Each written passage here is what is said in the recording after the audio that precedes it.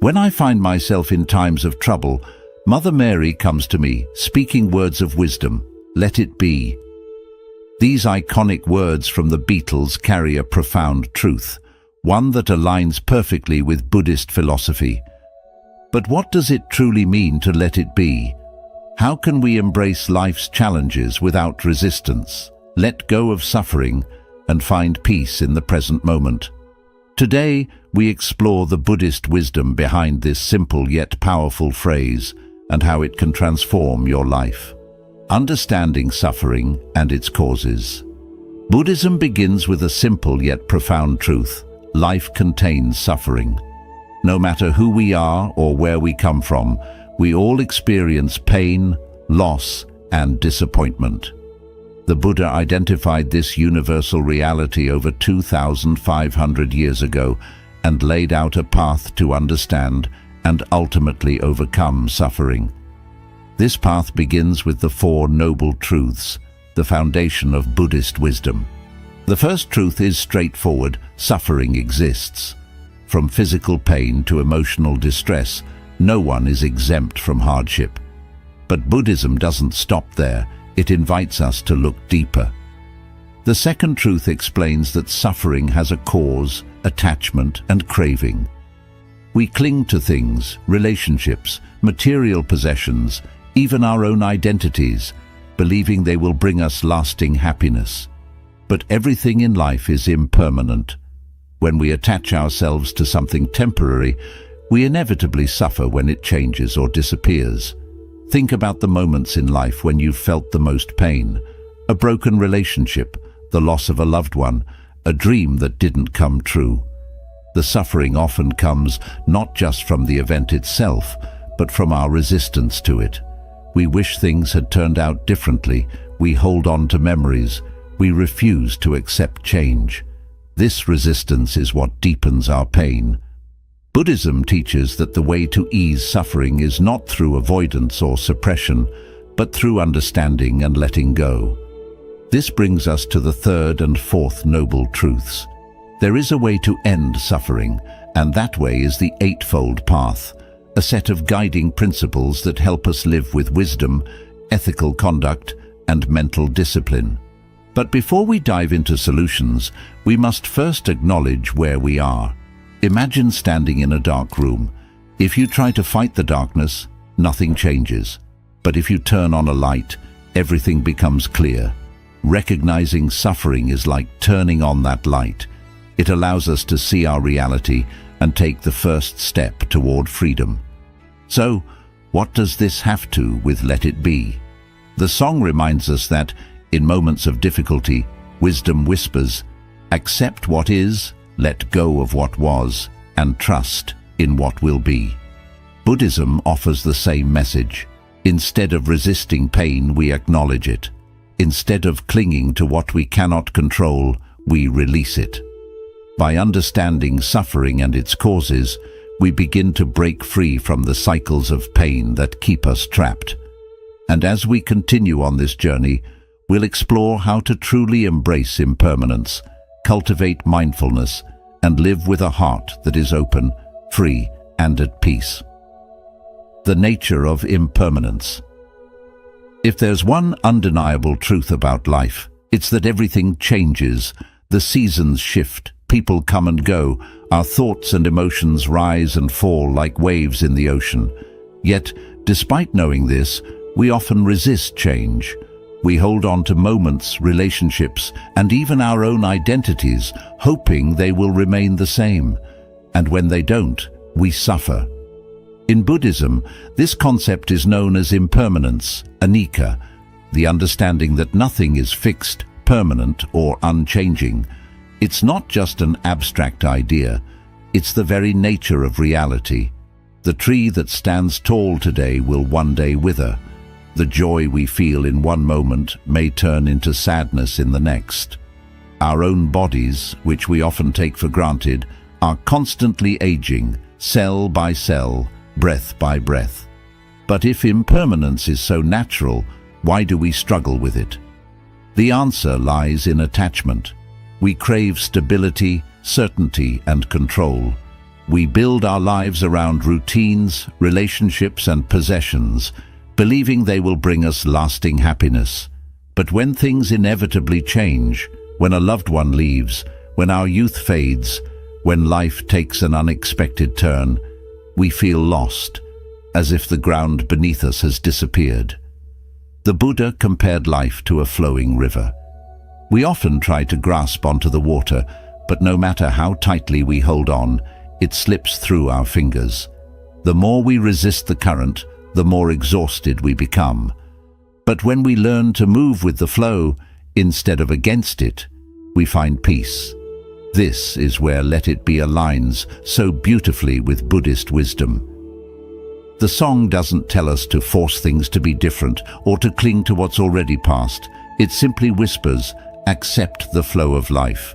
Instead of fearing change, we can embrace it. Instead of grieving what's lost, we can appreciate what was and open ourselves to what comes next. One of the most liberating realizations in Buddhism is that impermanence is not something to be feared. It's what makes life precious. If everything were permanent, there would be no growth, no evolution, no new experiences.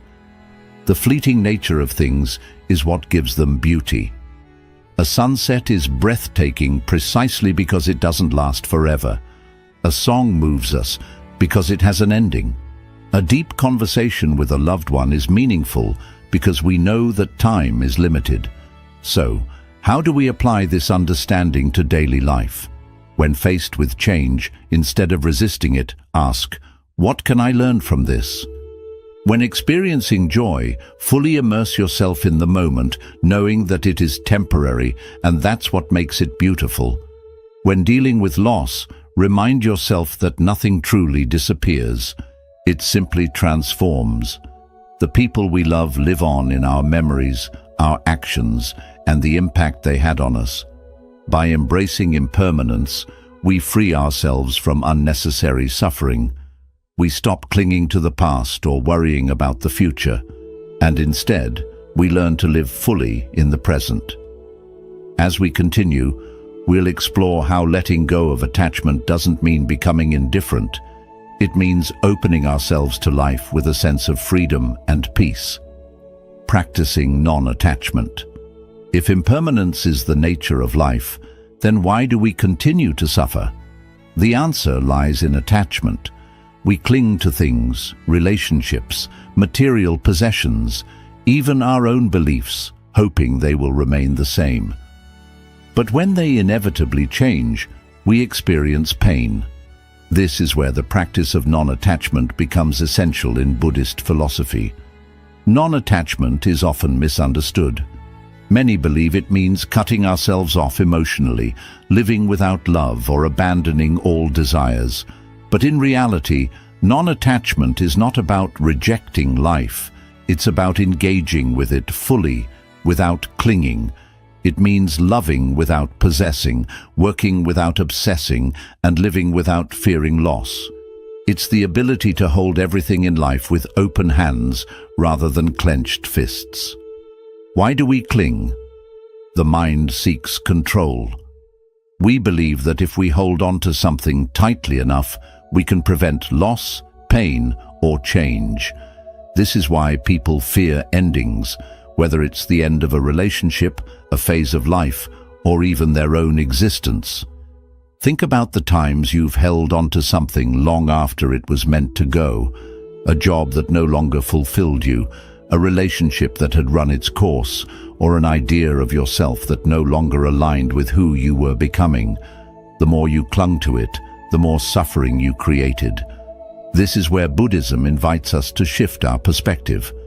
Instead of seeing non-attachment as losing something, we can see it as gaining freedom. When we stop clinging, we allow life to flow naturally. We begin to experience things as they are, rather than through the lens of fear, desire, or expectation. The illusion of ownership. Another reason we struggle with attachment is that we believe we own things, our possessions, our achievements, even other people. But in truth, we don't own anything, not even our own bodies. everything we have is borrowed from the universe, temporarily passing through our lives. Consider this: the home you live in, the clothes you wear, and the phone in your hand will all one day belong to someone else. Even the relationships we cherish are not truly ours. The people in our lives are here by their own choice, not because we have a claim over them. When we understand this, we begin to interact with the world differently. We stop trying to possess people and instead appreciate them. We stop obsessing over wealth and instead use it wisely. We stop resisting change and instead embrace it as a natural part of life. Non-attachment in love. One of the most powerful applications of non-attachment is in our relationships. Love, when mixed with attachment, often turns into possession or fear. We become afraid of losing someone, so we try to control them. We expect them to act a certain way, fulfill our needs, or never change. But real love is not about possession. It's about freedom. The Buddhist monk Thich Nhat Hanh once said, "You must love in such a way that the person you love feels free." This means loving without expecting anything in return. It means allowing others to be themselves rather than trying to mold them into who we want them to be. It means appreciating every moment with someone without fearing the future. Imagine a bird landing on your hand. If you try to hold on to it, it will struggle and eventually fly away. But if you let it rest freely, it may choose to stay for a while. Love works the same way. The tighter we grip, the more we suffocate it. The more we let go, the more it can grow. Applying non-attachment in everyday life. With material things, enjoy what you have, but don't let it define you. Use possessions without being possessed by them. With people, love fully, but don't expect permanence. Cherish the time you have with someone, knowing that all relationships change. With success and failure, give your best effort, but don't attach your self-worth to the outcome. Recognize that everything in life is temporary, including achievements and setbacks. With thoughts and emotions, observe them as they come and go, without identifying with them. You are not your thoughts. You are the awareness behind them. This practice doesn't mean we stop caring. It means we stop suffering unnecessarily. It means we shift from a mindset of holding on to one of flowing with life. Let it be and non-attachment. Here's where let it be perfectly aligns with Buddhist wisdom. The song doesn't say force it to be or make it be. It simply says let it be. This is the essence of non-attachment. When life brings pain, instead of resisting it, we acknowledge it. When things change, instead of fighting it, we adapt. When we love, instead of clinging, we appreciate. By practicing non-attachment, we don't become cold or indifferent. We become free. We engage with life more deeply, love more fully, and experience peace that is not dependent on circumstances. As we move forward, we'll explore another key ingredient in this journey: patience and acceptance. The ability to trust the unfolding of life, even when things don't go as planned. Cultivating patience and acceptance. In a world that moves faster every day, patience is often seen as a luxury. We want immediate answers, instant results, and quick solutions to our problems. But life doesn't always work that way. No matter how much we try to control events, delays happen, challenges arise, and things often take longer than we expect. Buddhism teaches that patience and acceptance are essential for inner peace. The more we resist the natural flow of life, the more suffering we create for ourselves. Instead of constantly struggling against reality, we can learn to embrace it as it is. Why do we struggle with patience? At the root of impatience is attachment to expectations. We have a mental image of how things should be, how fast we should succeed, how quickly people should change, how soon we should get what we want. And when reality doesn't match our expectations, we become frustrated. Think about the last time you felt impatient. Maybe you were stuck in traffic, waiting for a response from someone, or struggling with personal growth. What was really causing your frustration? It wasn't the situation itself, but your desire for it to be different. Impatience is a form of resistance. It's the mind saying, "This moment isn't good enough. I need the next one to be better." But when we live this way, we are constantly waiting for happiness instead of experiencing it. Acceptance, the path to freedom. One of the greatest teachings in Buddhism is that suffering comes not from what happens, but from our resistance to it. When we resist reality, we create inner turmoil. But when we accept things as they are, we find peace. This doesn't mean we stop striving for change or improvement. It simply means that instead of fighting against what is, we learn to work with it. Take, for example, the frustration of waiting in line. You have two choices: resist the situation, get angry, check your phone repeatedly, complain in your mind. Does it make the line move faster? It only makes you suffer more. Accept the situation. Use the time to breathe, observe your surroundings, or simply relax. The external situation hasn't changed, but your experience of it has. Now apply this to bigger things in life: a delayed goal, a challenging relationship, or a personal struggle. The more we resist, the more we suffer. But when we accept, we open the door to peace and clarity. Patience in personal growth.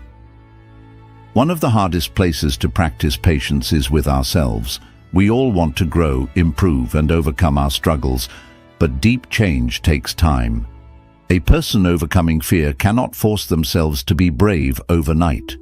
A meditator cannot expect instant peace the first time they sit in silence. A person healing from emotional pain cannot rush the process. True transformation happens gradually. Just as a tree grows slowly from a seed, personal growth unfolds in its own time. Rushing the process only creates frustration. Instead of demanding immediate results, we can learn to trust that everything happens at the right pace. This trust is the foundation of patience, let it be, and the wisdom of patience. The song Let It Be does not tell us to force things to happen. It does not say make it be or hurry up and fix it. Instead, it offers a simple yet powerful message. There will be an answer. Let it be. This aligns perfectly with Buddhist wisdom. Sometimes the best thing we can do is stop fighting and allow life to unfold naturally. Not every problem needs an immediate solution. Not every challenge needs to be controlled. When we learn to let things be, we create space for clarity and wisdom to arise. Practical ways to cultivate patience and acceptance. Breathe when frustration arises. Take slow, deep breaths. This calms the nervous system and reminds you that there is no rush. Shift your perspective. Instead of seeing delays as obstacles, see them as opportunities to practice peace. Observe instead of reacting. The next time you feel impatient, simply notice it without acting on it. Often, awareness itself is enough to create a shift. Let go of rigid timelines. Set goals, but release the idea that they must happen exactly when you expect them to. Trust that life unfolds at the right time. Just as a flower blooms when it is ready, your life will unfold in perfect timing. By practicing patience, we align with the natural rhythm of life instead of resisting it. We stop rushing through the present moment and instead learn to live fully in it. In the next chapter, we'll explore the key to staying present. Mindfulness. The ability to experience each moment without attachment or resistance. The power of mindfulness. If patience and acceptance allow us to stop resisting life, mindfulness is what allows us to fully experience it. We spend so much of our lives lost in thought, rehashing the past, worrying about the future, or distracting ourselves from the present moment. But true peace Clarity and wisdom can only be found here and now. Buddhism teaches that mindfulness, the practice of being fully present, is the key to breaking free from suffering and experiencing life as it truly is. The mind's endless chatter. Have you ever noticed how often your mind pulls you away from the present moment? You might be eating a meal, but instead of tasting the food, you're thinking about what you need to do later. You might be listening to a friend, but instead of really hearing them, your mind is planning what you'll say next. This constant mental noise keeps us disconnected from reality. We live in our thoughts rather than in the world around us. And when our thoughts are filled with worries, regrets, or judgments, we suffer unnecessarily. Mindfulness is the antidote to this distraction. It is the practice of simply being aware of what is happening right now without judgment or resistance.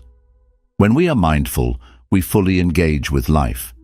We taste our food, listen deeply, and experience each moment as it unfolds. Why is mindfulness so powerful? Mindfulness transforms our experience of life in 3 key ways. It breaks the cycle of automatic reactions. Instead of reacting impulsively to situations, mindfulness allows us to pause and respond with wisdom. It reduces suffering. When we stop fighting reality and simply observe what is happening, even difficult emotions become easier to handle. It deepens our appreciation for life. The simple act of being fully present turns ordinary moments into something extraordinary. Mindfulness in everyday life. Many people think mindfulness is only something you do while meditating, but true mindfulness is a way of living. You can practice it at any moment. Eating mindfully. Instead of rushing through a meal, notice the taste, texture, and aroma of your food. Walking mindfully.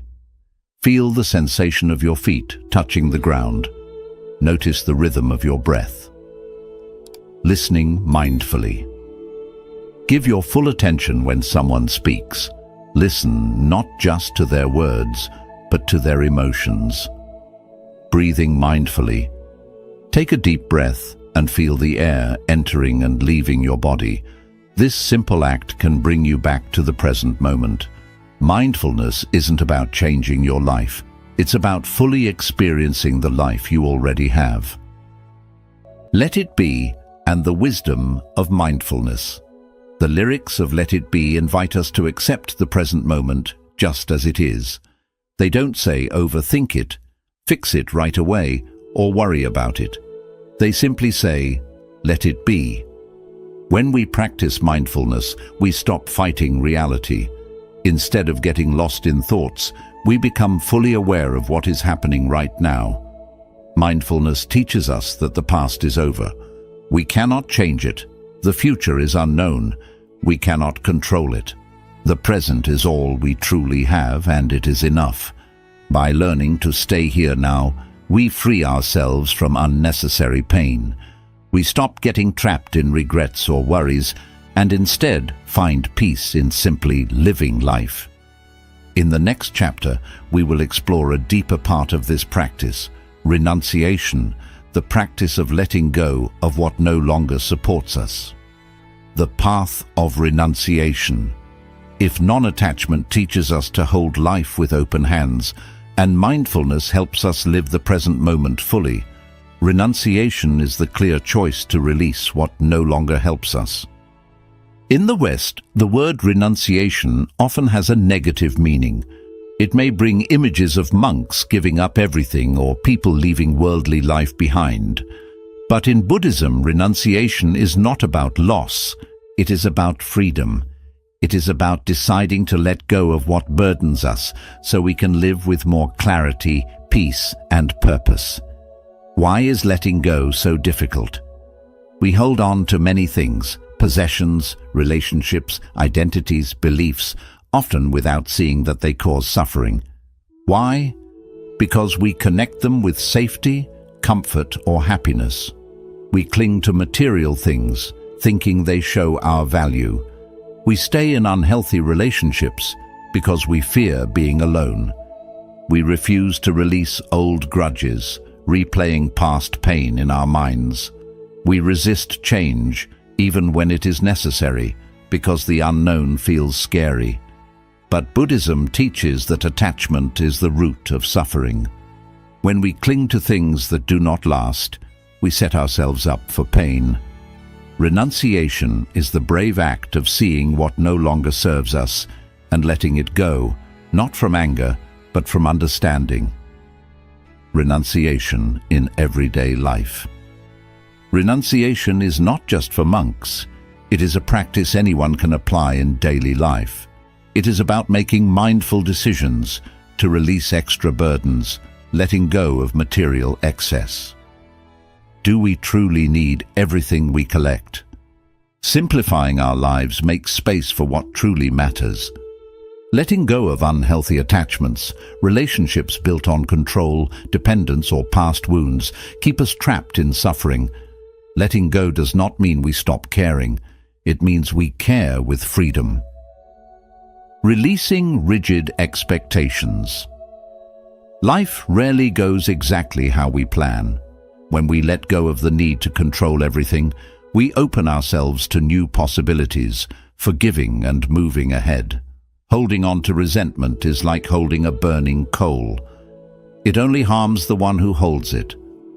Renunciation means choosing peace instead of old pain. Every act of release brings more freedom. When we stop gripping tightly, we make space for something new. The joy of simplicity. Many great spiritual teachers have spoken about the joy found in simple living. The less we are burdened by unnecessary desires and attachments, the lighter and freer we feel. Think about times in your life when you felt most calm. Were they moments of chasing and achieving, or were they moments of simplicity, presence, and connection? A peaceful morning with a cup of tea, a sincere conversation with someone we love, a quiet moment feeling the soft warmth of the sun. Renunciation is not about losing something, it is about returning to what truly feeds our soul. Let it be, and the silent wisdom in letting go. And even when the night feels cloudy, a light still shines on me. These lyrics from Let It Be remind us that even during hard times, peace is possible when we stop resisting. The song does not tell us to cling, to push harder, or to control everything. It softly invites us to release. This is what renunciation truly is. It is the understanding that we do not need to hold life too tightly. We can trust, let go, and allow things to unfold on their own. True renunciation is not about leaving life behind. It is about living in it without attachment. It is about moving through life with an open heart and a mind free from weight. And as we move into our final chapter, we will explore how to bring all these teachings into our everyday lives so that letting it be becomes more than just a thought. It becomes a way of living, bringing the practice of letting go into daily life. We have reflected on the wisdom of suffering, impermanence, non-attachment, patience, mindfulness, and renunciation. But understanding these ideas is not enough. Real change begins when we live these teachings every day. How do we truly live the message of Let It Be? How do we build a mindset of calm and acceptance? Not only in silent moments, but right in the middle of life's highs and lows. Buddhist wisdom is not separate from daily life. It is not only for monks or philosophers. It is meant to be practiced here and now, whether we are working, cooking, speaking with loved ones, or simply sitting quietly. Each day offers many chances to practice letting go.